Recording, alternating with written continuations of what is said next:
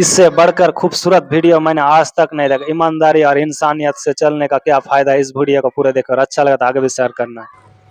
भाई साहब, ये लीजिए 10 रुपए। क्या चाहिए आपको? कल मैंने आपसे सामान लिया था, उसके 70 रुपए हुए थे। मैंने आपको 100 का नोट दिया तो आपने मुझे 30 रुपए के बदले 40 रुपए दिए, और ये बात मुझे घर जाके पता चली।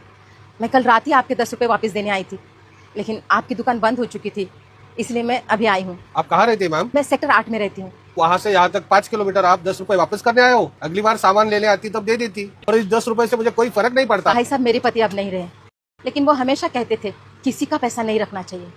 जिसका पैसा है वो चुप रह सकता है, लेकिन हमने अगर किसी के पैसे रख लिए, ऊपर वाला सबका हिसाब करता है, और हमारे किए की सजा हमारे साथ साथ हमारे परिवार को और बच्चों को भी मिलती है। नमस्ते भैया। रमेश, दुकान पे ध्यान दे, मैं आ रहा हूँ। अरे मालिक, आओ क्या? आइए आइए आइए आइए, बैठिए बैठिए। बताइए कैसे आना हुआ आज? आपने मेरी दुकान से जो जो सामान खरीदा था उसका पैसा मुझे कल भिजवा दिया था।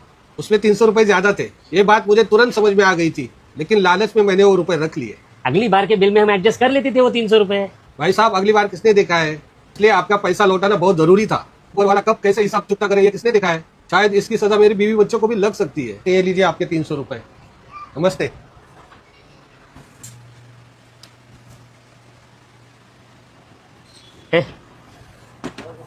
ऑफिस संभाल, मैं जरा आता हूँ।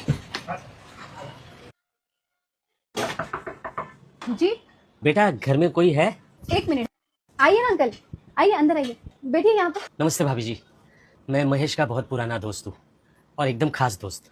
दरअसल महेश पिछले कुछ सालों से मेरे पास पैसे जमा कर रहा था, लेकिन बीच में ही महेश हम सबको छोड़कर चला गया। महेश ने 13 लाख रुपए जमा किए थे मेरे पास। अब ये बात महेश और मेरे अलावा किसी को पता नहीं थी, इसलिए उन पैसों का लालच मुझ पे हावी हो गया।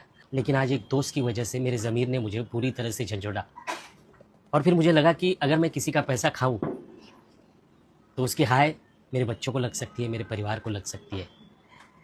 शायद महेश भी हमेशा यही कहता था। भाभी जी, ये लीजिए आपके 13 लाख रुपए। इस दिवाली आप भी किसी की अंधेरी जिंदगी में उम्मीद का एक दिया जलाए। हैप्पी दिवाली।